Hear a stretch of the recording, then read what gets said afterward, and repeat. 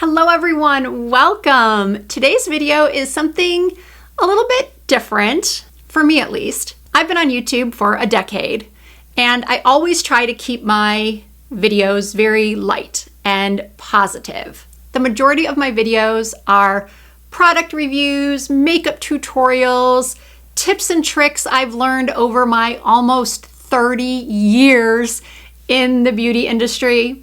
I can't believe I'm saying that. It's almost 30 years. I got my first job in cosmetics working for Laura Mercier. She was just launching her brand in 1996. I was lucky enough to be trained by Laura herself. I have just been so blessed throughout these past 30 years, getting to work with some of the best makeup artists in the industry, and I have gained so much knowledge over the years, which is the reason why I started this channel. And as I was saying, I like to keep it light and positive, but I have been seeing over on TikTok and Instagram Reels, a lot of makeup artists doing this hot take trend. And if you don't know what a hot take is, it's basically when you say something that could be seen as not necessarily controversial, because it's, let's be honest, it's not that serious. But some people could be hopefully not offended by it. Let's just say they might disagree. So I thought, why not?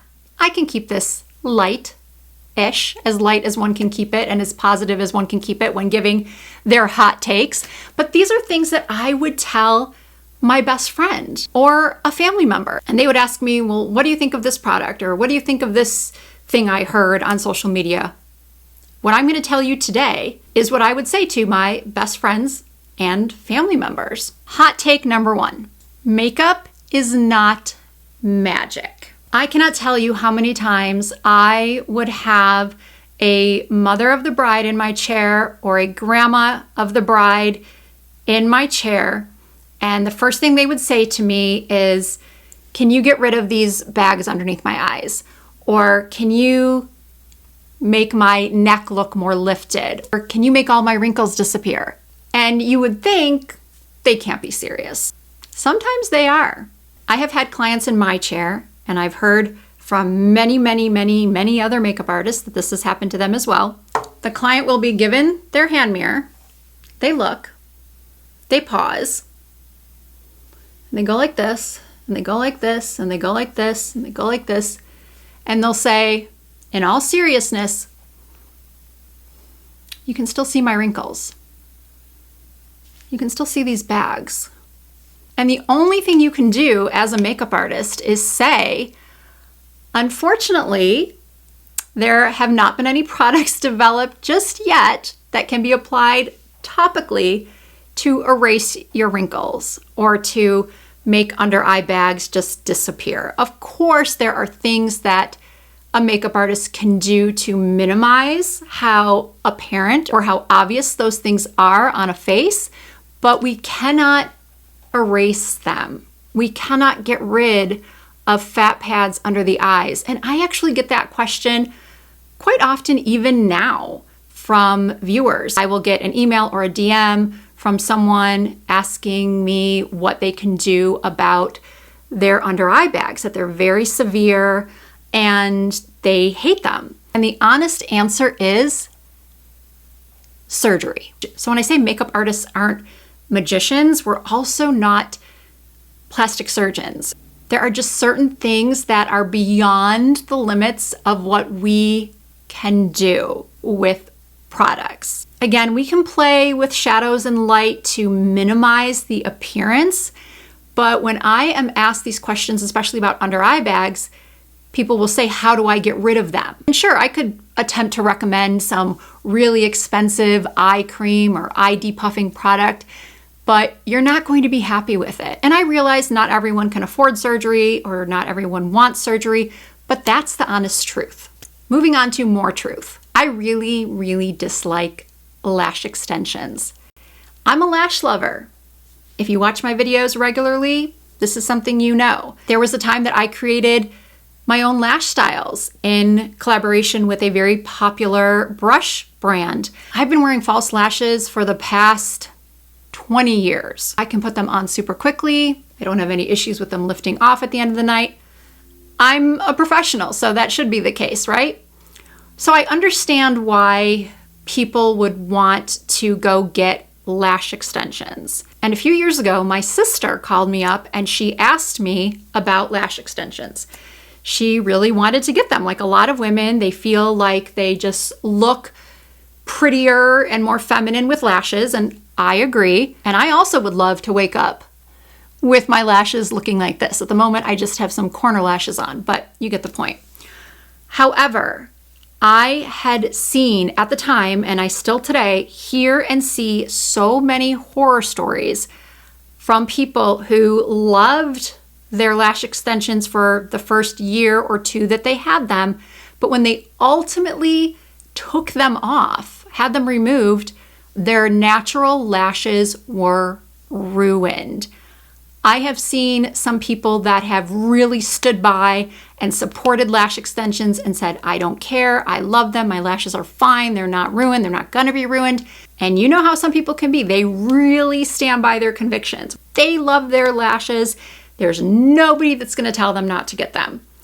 And that's fine. Everybody should do what they want to do. But ultimately, every single time without fail, those same people will say, I regret it. My natural lashes are horrible. They can just no longer keep up with the expense. And there is such a thing as lash blindness. If you're not someone who spends a lot of time on social media like TikTok or Instagram, you may not have heard that term, blank blindness. There's blush blindness, which I'm sure some people think I have, where you have on too much blush. There's blonde blindness, where people go just way too blonde with their hair. And then there's lip filler blindness and lash blindness, where people just go overboard with their lashes and it almost looks like they have like a little caterpillar on their lids. And so you don't see their beautiful eye color at all. You just see these lashes. Yes, there are some lash extensions that look natural, but my hot take is that most people go overboard with the lash extensions. And now there are so many new forms of false lashes, like self-stick lashes, or things like Lashify, which last for several days, or even some drugstore brands now like Kiss and Ardell have the types of lashes that go underneath that you can wear for several days. There are lash clusters. There are just so many other options now that I think that lash extensions are kind of on their way out. Now, in case you're wondering what happened with my sister, she did not listen to me. And she went and got lash extensions. And my sister doesn't do anything like inexpensively. She didn't go to like the cheapest person in town. She did her research. She went to somebody very good who came highly recommended. And she did like the way they looked. And she kept getting them for I think about 6 months. And then she stopped getting them because she just didn't have time to keep with the upkeep. And she told me that I was right and that her natural lashes were now horrible. And she admitted that she regretted not listening to me when I said, don't do it. Ooh, this next one is a really, really hot take. I don't understand the hype of these Hourglass palettes. I do have 2 of them and another one on the way. So you're thinking, well, that doesn't make any sense. If you don't get the hype, why did you order another one? Well, let's just say it is part of my job to present products, new products to people. And I did not go purchase all 3, or I think now there's 4 new palettes for the fall holiday season. I'm positive you have seen many of your favorite content creators who post here on YouTube or Instagram or TikTok do full intensive reviews on these palettes. They compare them to older palettes. They do all these swatches. They put in so much effort for just these palettes. And I am trying to understand what is so fabulous about them. Yes, the artwork is very pretty, and I can totally understand if you're a collector wanting to have all of them. After tax, they're around $100. And yes, you can do, with some of them, you can do a full face. You can use some of these shades as eyeshadow, highlighter, bronzer, blush. I can see why people would want one, but just one. You don't need more than one. I ordered the Swan palette. I'm supposed to be getting mine any day now. Unfortunately, I couldn't wait for it to arrive to film this video because I'm going out of town, so I'm pre-filming these videos to put up when I'm away. So I had to film this video today, so I don't have it just yet, but I ordered the Swan because to me, it looks like it's deeper than the two I already have, the Evil Eye and the Leopard. The Leopard, I hardly ever reach for. It just doesn't show up that well on me, and I have pretty light skin, which is why I went for the Swan, which is supposed to be for medium skin tones.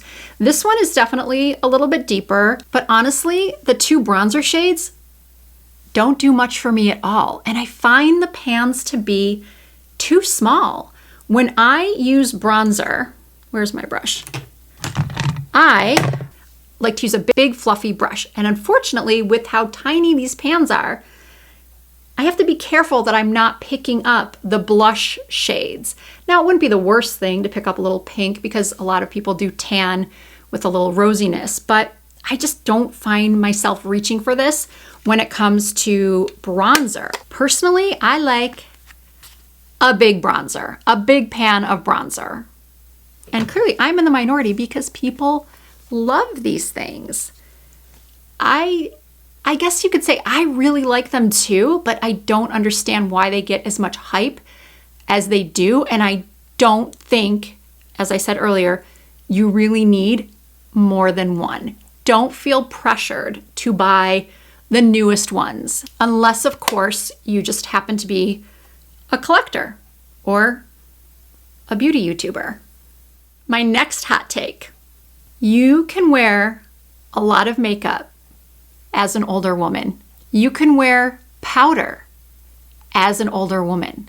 I have to say, I get a little tinge of frustration when I watch a woman in her 40s, 50s, 60s, and beyond post a video and say, what can I do to look younger?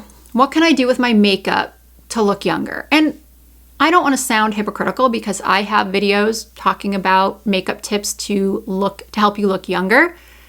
But if you'll notice, I never push the less is more as much as some other people do, as like magazines used to tell us, or beauty experts on television. They would always say, if you're over 40, don't wear this. If you're over 50, don't wear this. Whether it came to clothes or makeup, don't wear this, don't do this, don't do this, don't do this, less is more. And then I see it in the comments of these videos. All of the replies will be, I don't wear foundation anymore, ditch the eyeliner, just wear clear mascara, skip the lip liner, just apply lip balm. And this one particular woman I'm thinking of, she definitely needed to soften her makeup, but you could tell that she loved makeup like I do. I actually enjoy the act of sitting down at my vanity and applying makeup. It is calming to me. It is a creative outlet for me, and I know it is for a lot of you as well. And I could tell she was that kind of person. And I feel like hearing all those replies felt like it was stealing her joy a little bit. Like I could tell as she would come on and give updates. Eventually, she kind of grew into that happy medium. But for the first couple of weeks, she would get online and she would update people on her makeup. Okay, today I did this. Today I tried this. Today I went without the black eyeliner underneath my eye, which did look better and made her eyes look more youthful. But I just don't want I don't want the joy of makeup to be taken from anyone. And if you like to wear a full face of makeup every day, please don't let anyone tell you that you shouldn't wear false eyelashes or that you shouldn't wear glitter on your eyes. If you like it and you feel good, just wear it. And I have been saying that in my videos for so many years, and sometimes I wish videos like this, maybe not this particular video, but some of my videos would go more viral so more people could hear this affirmation that I like to give you, which is wear what you like. Experiment with makeup. If you think that your foundation is aging you, by all means, try a different formula. Try some different skin prep. But if someone says to you, well, you should just stop wearing foundation. You're 55 years old. Just don't wear it anymore. Just use some sunscreen and call it a day. But you want to even out your skin tone a little bit more. You want some coverage. You do want to look a little bit more filtered, maybe for a special occasion or for photos. Wear the makeup. Buy the foundation. Buy the powder. There are so many great powders on the market now that are beautiful for mature skin. I've done many videos about the best powders for mature skin. Other beauty content creators have as well. Powders of today are not the powders of 20 and 30 years ago. Not at all. When I started in this business 30 years ago, yeah, there weren't a whole lot of powders for mature skin. But now when I go from counter to counter, or I'm at Sephora and I'm picking up powders and testing them on the back of my hand, or just feeling them, just seeing how well they're made and how whisper light they are. So it's not a matter of not being able to use powder or hearing you shouldn't use powder if you are older. It's a matter of finding the right one. So I guess you could say that's two hot takes in one. The first hot take is you don't have to give up your glam makeup if you don't want to. It's not a law. No one's going to come to your house and arrest you for wearing false lashes and sparkly gloss. And the other hot take is everyone can wear powder. Everyone. I don't care how dry your skin is.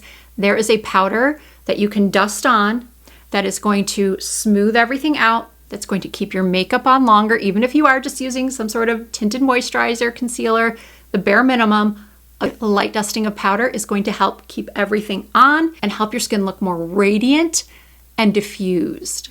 So I'm going to close out this hot takes video getting back to what I recently talked about, which is, just wearing the makeup that you love and allowing yourself to still be glam. It's the whole idea that there are no rules in makeup. There are theories when it comes to makeup.